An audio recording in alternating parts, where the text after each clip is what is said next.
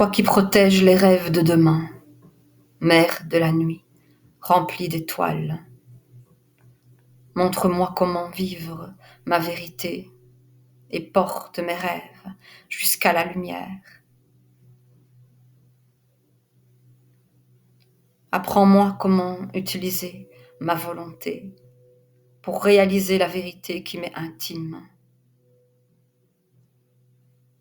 en découvrant toutes les parties de moi, mêlées d'ombre et de lumière. Fais-moi chanter la chanson du futur et me soucier de ce qu'il sera, dans le respect de toutes les lois de la nature, pour les animaux, les pierres et les arbres. Mère, c'est toi que je vois dans le soleil qui se couche et que j'entends dans la pluie qui tombe. Tu m'enseignes la connaissance intérieure à travers le doux refrain de ton cœur.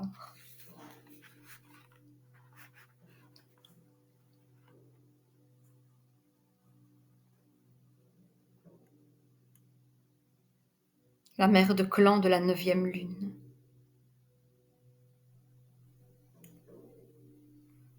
La femme du soleil couchant est la gardienne des buts et des rêves de demain.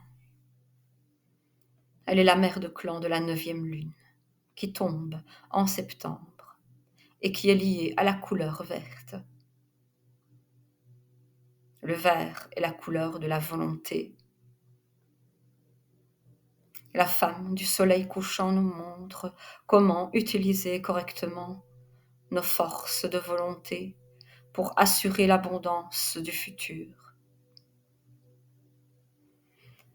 Elle nous enseigne que la volonté de vivre, la volonté de survivre, la volonté d'être impeccable dans notre façon de préserver les ressources de la terre-mère sont des aspects souverains de notre marche terrestre.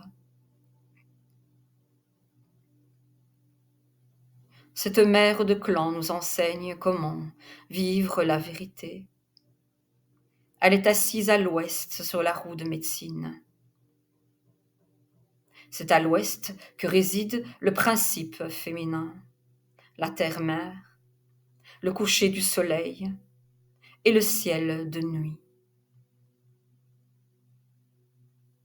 Les facultés que nous retirons des leçons de l'ouest sont la bienveillance, la responsabilité, le soin attentif, la connaissance intérieure, la réalisation et le choix de but.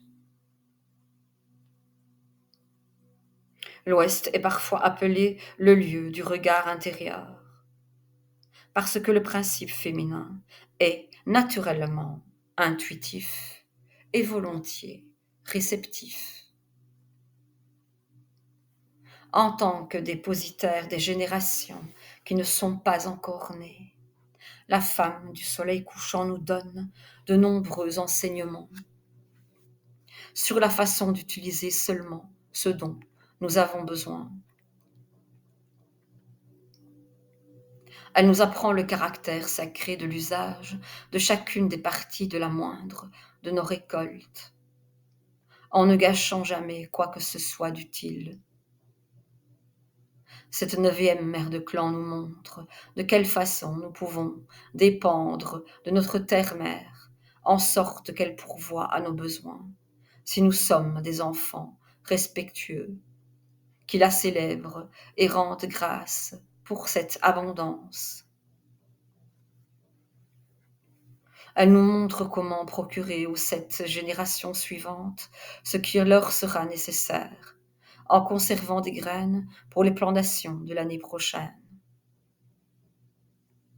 Elle veille sur la préservation de toutes les sortes de graines, plantes, animaux et pierres, et les protège. Elle sauvegarde de l'extinction.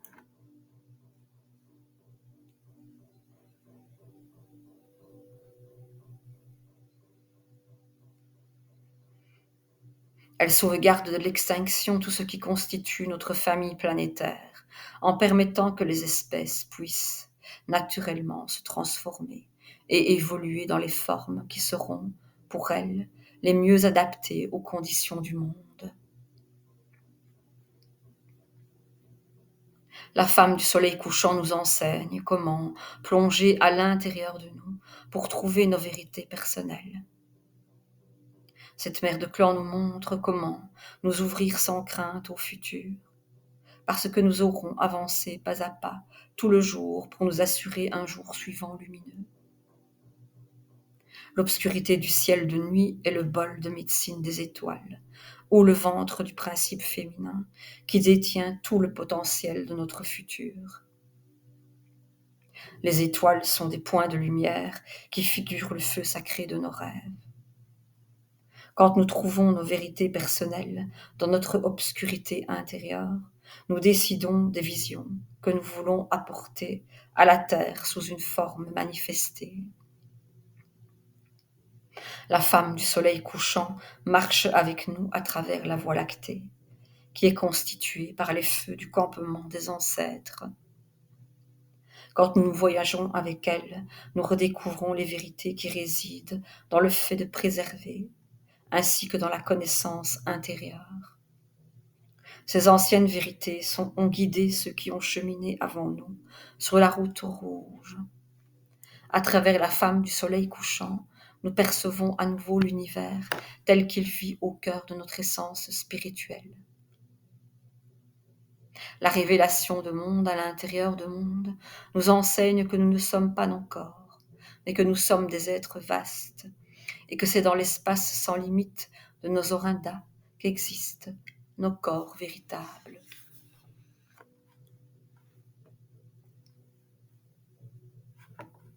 Étoile du soir et promesse du lendemain.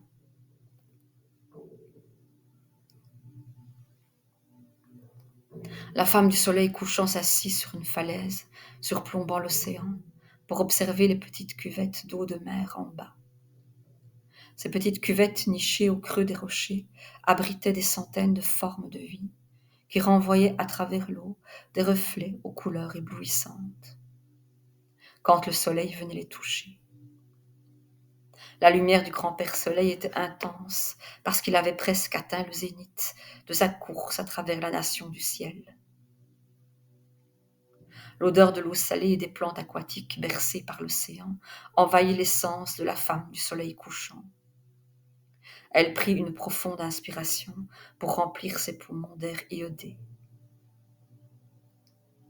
Le rythme des vagues la calmait, ponctué parfois par le bruit d'une lame qui se brisait et ramenait ses pensées dans son cœur.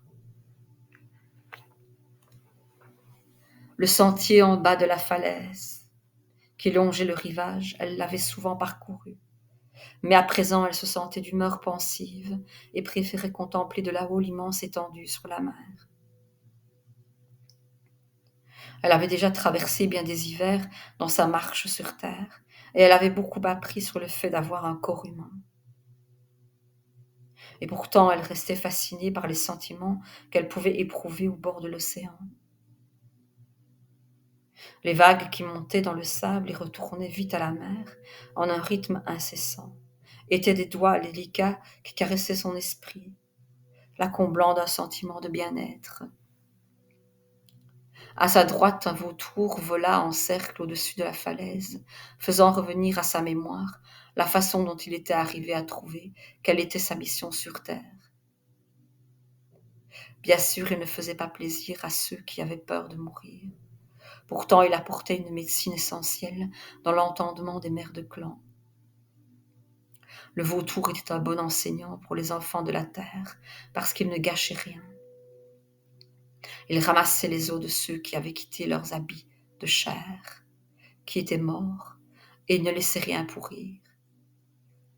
Le vautour était heureux de cette médecine qui apprenait aux enfants de la terre que celui qui ne gaspille rien ne manque de rien. La femme du soleil couchant remonta dans son souvenir pour retrouver une de ses plus grandes leçons, une de celles qui avait changé le cours de sa piste sacrée. Elle se vit en ce temps-là, cependant que ses pensées dérivaient doucement, telles des vagues dans l'océan de sa mémoire. L'épaisse forêt débouchait sur un ensemble de collines rondes, jonchées de fleurs sauvages multicolores, qui émergeaient fièrement de la couverture émeraude des champs de trèfle, dont les formes sensuelles de la terre-mère s'étaient revêtues. La femme du soleil couchant se tenait au sommet d'une colline.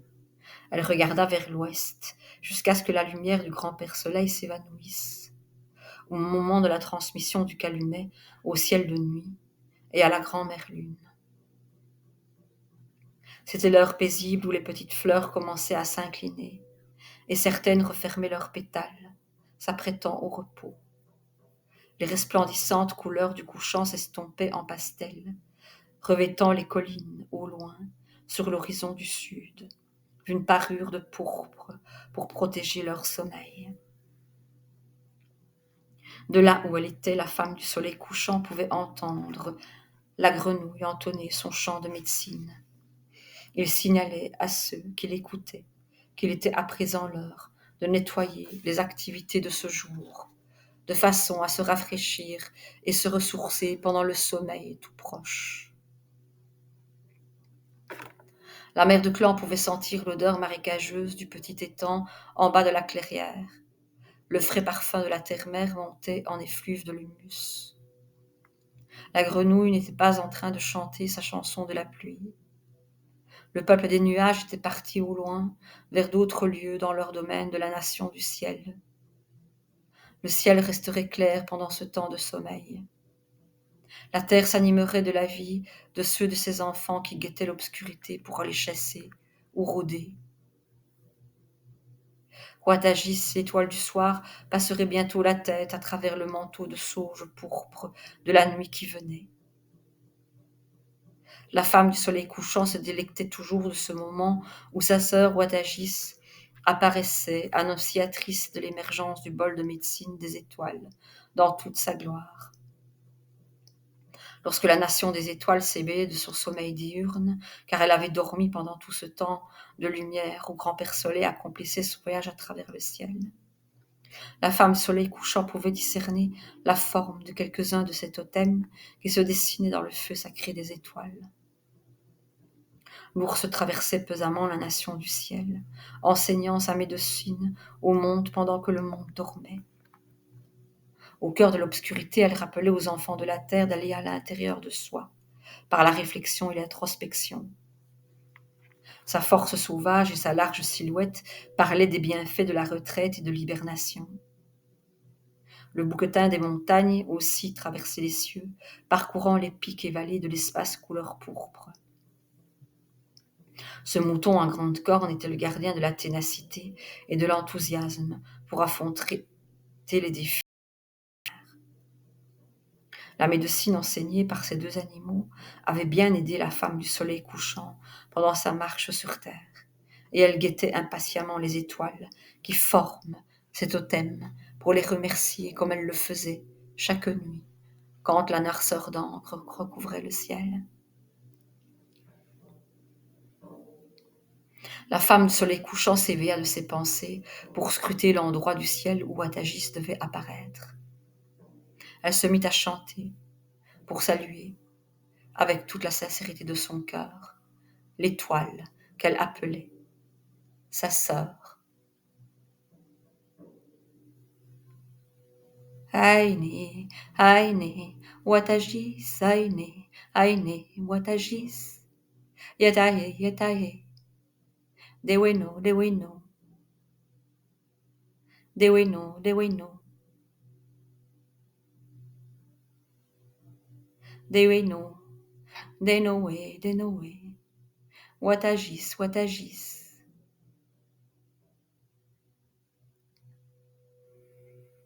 Bienvenue, bienvenue, étoile du soir. Bienvenue, bienvenue, étoile du soir. Je salue l'esprit du feu en toi. Je salue l'esprit du feu en toi. Nous sommes sœurs, toi et moi. Nous sommes sœurs, toi et moi. Étoile du soir, étoile du soir. Avec la fin de la chanson, Watagis, perçant le manteau de nuit, montra sa face ardente dans une étincelante lumière. La femme du soleil couchant était toujours impressionnée par le scintillement de l'étoile du soir. Mais ce soir-là, elle vit l'esprit d'un canoë qui descendait, une rivière de brume, pour venir sur la terre.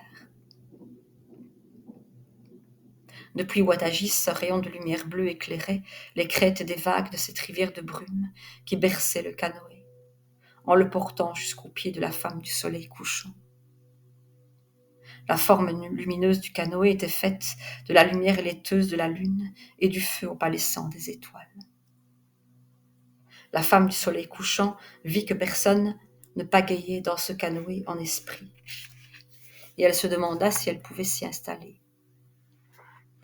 Elle se pencha pour regarder au fond du canoë, et découvrit là un enfant, sanglé dans un berceau, et emmitouflé dans un manteau de fourrure blanche. Il la fixait du regard. Le bébé souriait et la regardait au fond des yeux. La femme du soleil couchant réalisa que ce n'était pas un enfant ordinaire. Elle retrouva enfin sa voix. « Merci d'être là, dit-elle, pour saluer l'enfant dans son berceau. » L'enfant lui sourit en retour, puis lui répondit. « Je suis l'enfant de demain, femme du soleil couchant. C'est l'étoile du soir qui m'a envoyé dans ce canoë. J'ai voyagé sur la piste des feux allumés par les ancêtres, que les enfants de la terre appelleront plus tard la voie lactée. Je suis venu te montrer les sentiments qui sont cachés dans le secret de ton cœur et qui concernent le futur. » La femme du soleil couchant resta recueillie. Les cris des bêtes de la nuit s'étaient tus. Elle prit une profonde inspiration avant de demander. « Comment dois-je t'appeler ? Je suis Watagis, étoile du soir, ta sœur. »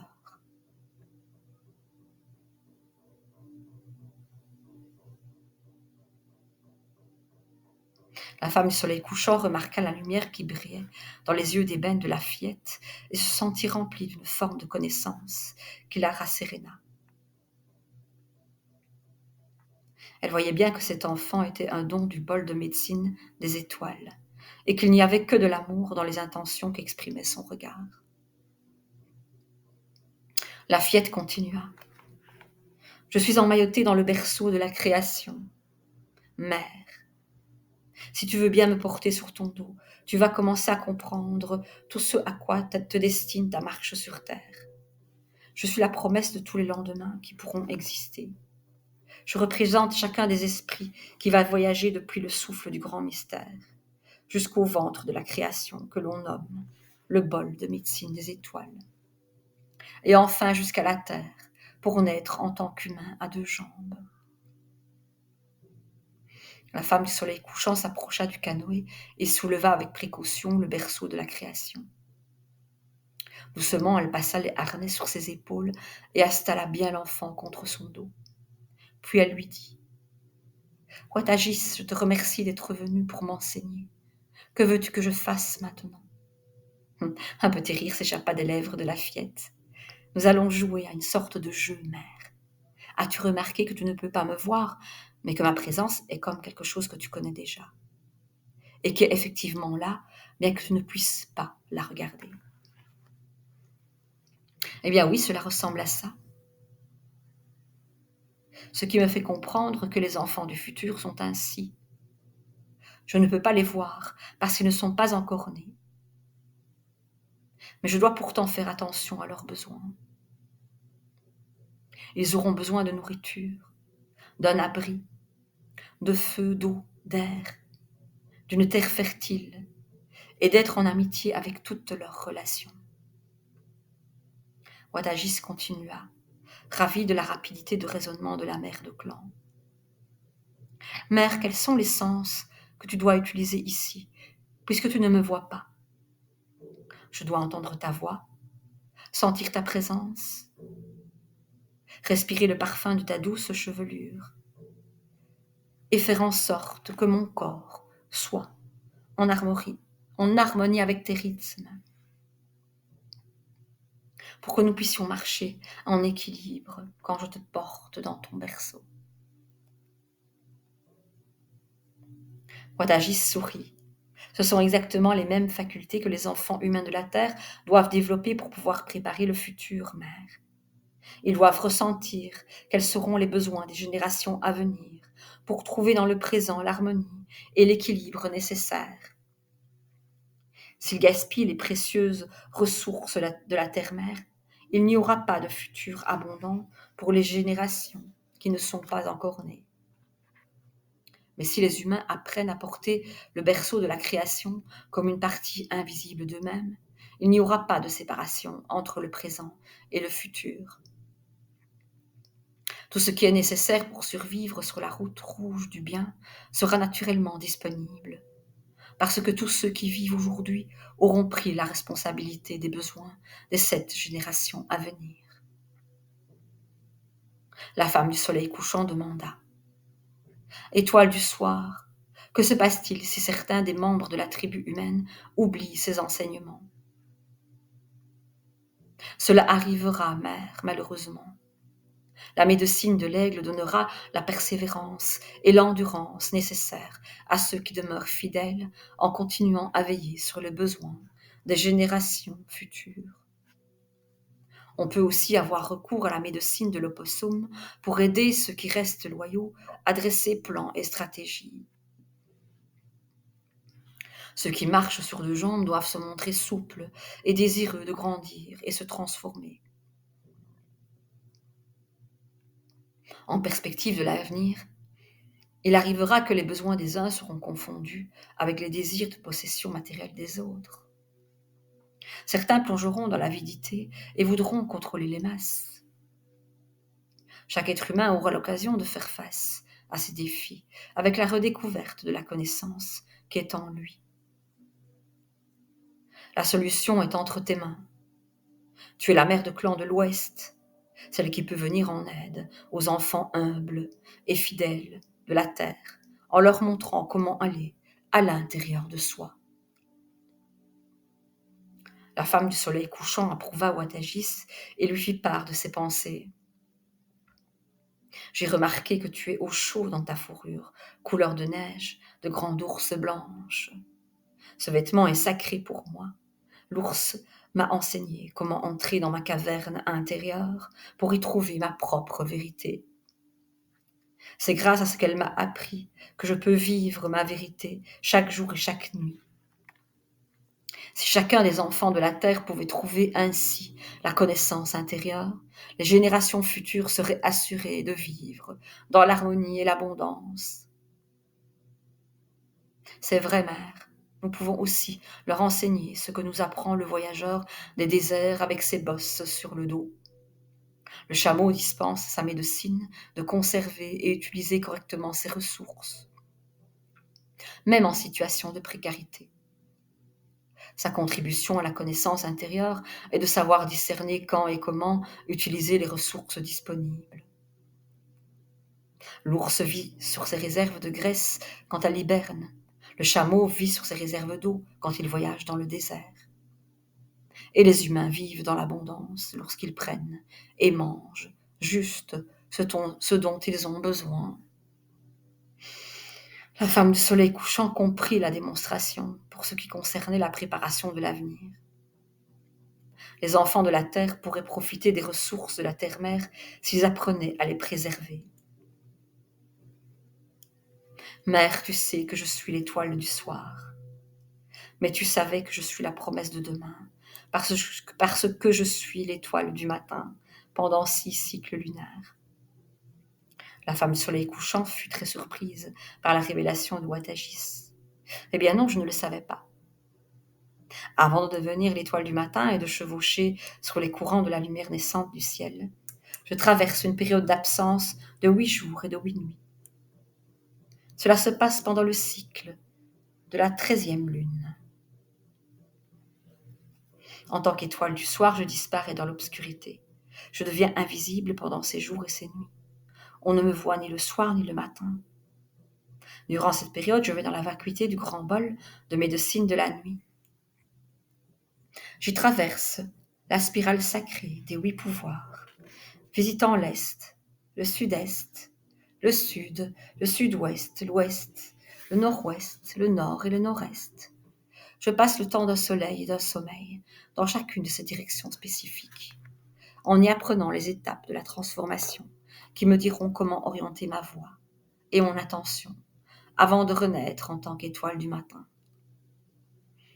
La spirale sacrée mène de l'expérience d'une roue de médecine à une autre. Imaginons une roue posée à plat sur le sol et une autre à une faible distance au-dessus d'elle. On verrait là 2 cercles d'expériences différents. Le vide entre eux, c'est de l'air très léger, mais on peut y voir aussi une spirale imaginaire qui va de l'un à l'autre et qui est formée par la force des enseignements donnés par chacune des directions. Toutes les formes de vie gravissent les échelons de cette spirale quand elles sont prêtes à évoluer, en s'engageant dans le prochain ensemble d'expériences qui sera leur vie. La femme du soleil couchant resta pensive un moment, puis demanda: Est-ce que tu es en train de dire que chacune des fleurs qui bourgeonnent, éclot puis perd ses pétales, doit, comme toi, à la fin de son cycle, traverser les enseignements donnés pendant 8 jours et 8 nuits avant de s'engager dans sa prochaine expérience? Oui, l'essence spirituelle de toute chose vivante traverse cette spirale sacrée pendant 8 soleils et 8 sommeils avant de commencer un nouveau cycle de vie. Cela peut être un temps pour revisiter le passé et faire le bilan des leçons apprises, ainsi que de ce qui a été accompli avec succès. Cela peut être un temps de préparation et de projet.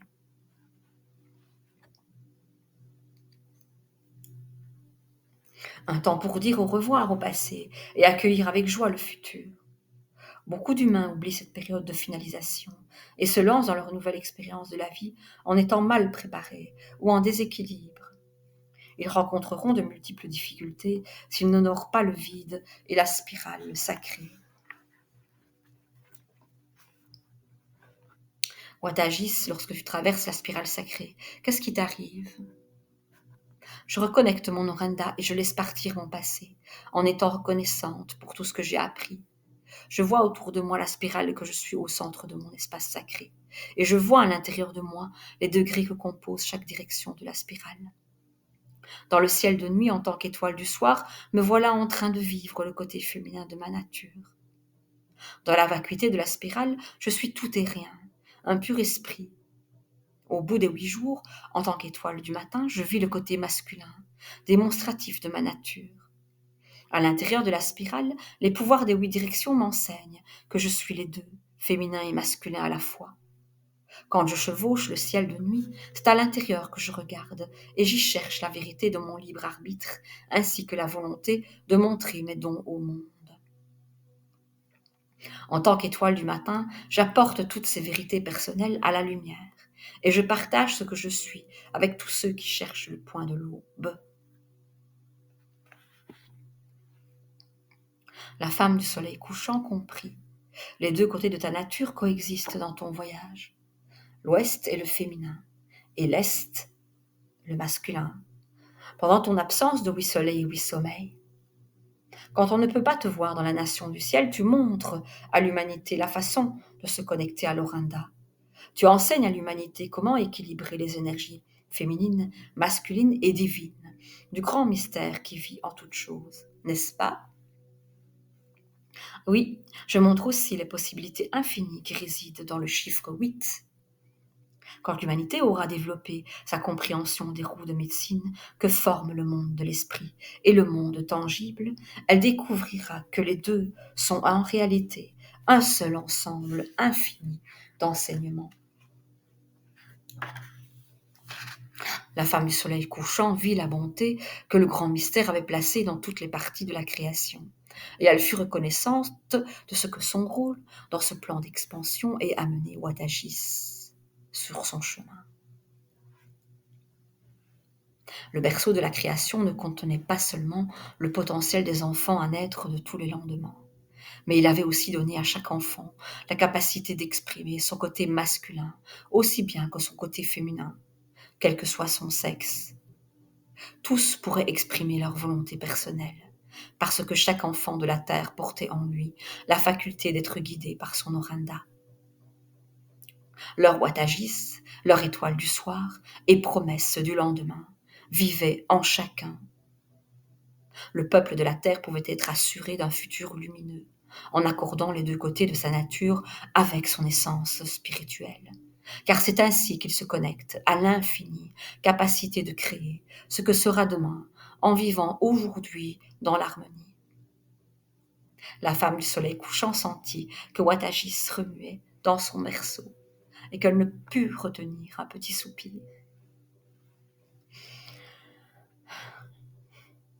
La mère de clan enleva doucement le berceau de son dos pour bercer un petit moment Watagis dans ses bras. Les yeux de la fillette papillonnèrent et se firent lourds. Que même une enfant tissée de la lumière des étoiles ait besoin de dormir fit sourire la femme du soleil couchant. Elle l'embrassa sur la joue et lui promit silencieusement de bien garder dans son cœur ce qu'elle venait d'apprendre. Le marchand de sable était passé sur les paupières de la petite, l'envoyant au royaume des rêves bienheureux. La femme du soleil couchant disposa le berceau dans la fourrure de grande ours blanche et le blottit au fond du canoë en esprit. Avant qu'il reparte, la mère de clan glissa une fleur sauvage endormie dans le lassage du bébé. Elle était sûre que le parfum toucherait l'essence de la fillette, emplissant ses rêves du souvenir de ce temps qu'elles venaient de passer ensemble. Doucement, le canoë en esprit s'éleva, comme porté par des mains d'une luminosité lunaire, faite de la clarté venant de l'étoile du soir. Le canoë en esprit entra dans le courant de lumière et s'évanouit dans le ciel de nuit. La mère de clan se sentit nostalgique. Elle percevait de nouveau les bruits des animaux qui vivent la nuit et qui recommençaient à se mettre en chasse. Alors que la mère de clan repartait en direction de la hutte qu'elle avait construite à l'orée de la forêt, elle entrevit une tache de lumière blanche, à la limite de son champ de vision. Elle se retourna pour découvrir ce qu'était cette lueur. Il y avait là, sur le trèfle et les fleurs sauvages, la fourrure de grande ours blanche, un cadeau de Watagis. La femme du soleil couchant souleva le vêtement et le plaça sur ses épaules, pleurant de joie et de gratitude. Elle regarda vers le ciel, là où était Watagis avant. La merveilleuse lumière de l'étoile du soir étincela en signe de reconnaissance, puis disparut et réapparut, comme pour rappeler à la mère de clan les deux côtés de sa nature. Recevoir et donner étaient indissociablement les deux façons sacrées de trouver l'équilibre. Faire face aux besoins futurs des 7 générations à venir dépendait de la capacité à aller à l'intérieur de soi et à avancer de façon équilibrée à chaque instant de la vie. La fourrure de la grande ours blanche représentait l'esprit de toutes les espèces d'ours sur la planète. La femme du soleil couchant n'oublierait jamais l'enseignement qu'elle avait trouvé dans la grotte de l'ours, et elle s'emmitouflerait de fourrure blanche chaque fois qu'elle se retirerait en elle-même. Ce souvenir particulier avait fait traverser à la femme du soleil couchant bien des saisons troublées, car les enfants de la terre avaient laissé mûrir l'avidité dans le cœur de certains d'entre eux. Elle sentit le souffle de l'océan sur ses bras nus et songea que les bestioles, aux brillants reflets qui nageaient là, entre terre et mer, dans ces cuvettes d'eau salée, avaient les couleurs de l'arc-en-ciel tournoyant, de la paix. Le but commun à tous ceux qui peuplaient la terre était de restaurer le don d'harmonie et de paix que le grand mystère avait placé à l'intérieur de chaque forme vivante. La paix intérieure se trouve dans l'intimité du soi. La femme du soleil couchant regarda vers l'horizon, là où l'océan rencontre le ciel, et rendit grâce pour les enfants humains qui avaient redécouvert le lieu du regard intérieur. Elle fut tirée de ses pensées par le morse, venu patauger sur la plage en dessous, qui se mit à mugir un salut. La femme du soleil couchant éclata de rire. Elle venait juste de se rappeler elle-même à l'ordre pour qu'aucune négativité ne se glisse dans ses pensées concernant le futur. Le morse est l'animal dont l'enseignement rappelle aux humains les cycles et les changements de la vie. Cet animal aux longues défenses apporte la médecine de modifier ses actes et ses sentiments pour être en interaction avec les transformations offertes par la vie. La mère de clan comprit. Il fallait à présent qu'elle garde les yeux sur le but et pas sur les rébellions des humains. Leur croissance serait faite de tâtonnements, mais tôt ou tard, tous les humains à deux jambes chercheraient à comprendre leurs sentiments et trouveraient la caverne de l'ours. Les marées changent avec le passage des soleils et des nuits, les saisons, les cycles de grand-mère lune et le temps qu'il fait. La mère de clan vit à quel point les eaux de la terre-mère sont un fidèle reflet de l'aventure humaine. Quand le peuple des humains permet au flot de la vie d'installer ses rythmes, comme le flux et le reflux des marées, au lieu de lutter contre chaque nouvelle vague d'expérience, il trouve l'harmonie en s'adaptant de façon subtile. Les fortes vagues des mers démontées qui déchiquetaient la côte étaient à l'image de l'entêtement et du caractère rigide que pouvaient avoir les humains. La femme du soleil couchant comprit que les exemples qui montraient naturellement l'existence de mondes à l'intérieur des mondes étaient d'infinis reflets de la façon de vivre dans l'harmonie. Elle attendait avec impatience le jour où tous les enfants humains solliciteraient cette même connaissance intérieure.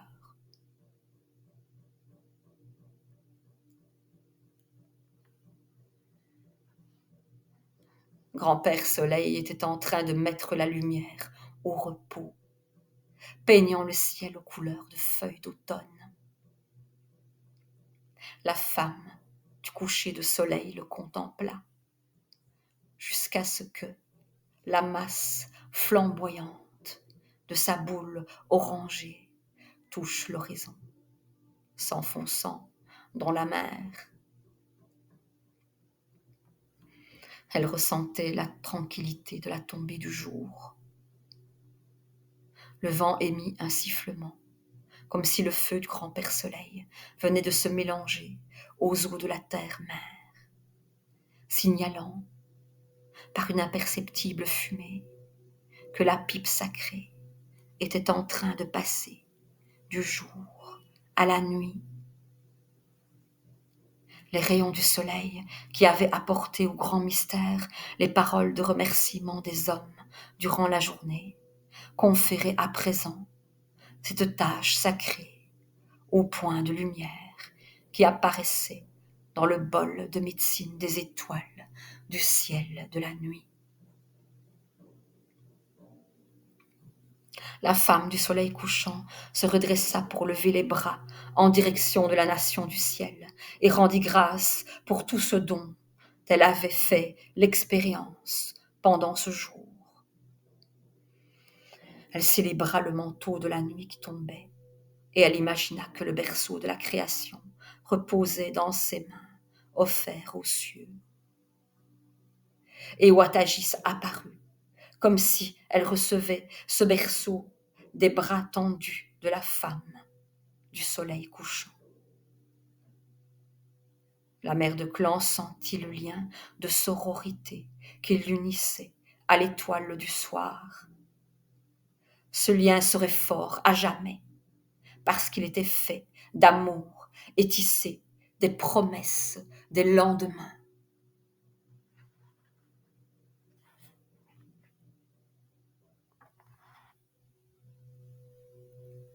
Ce lien serait fort à jamais, parce qu'il était fait d'amour et tissé des promesses des lendemains. Ce lien serait fort à jamais, parce qu'il était fait d'amour et tissé des promesses des lendemains.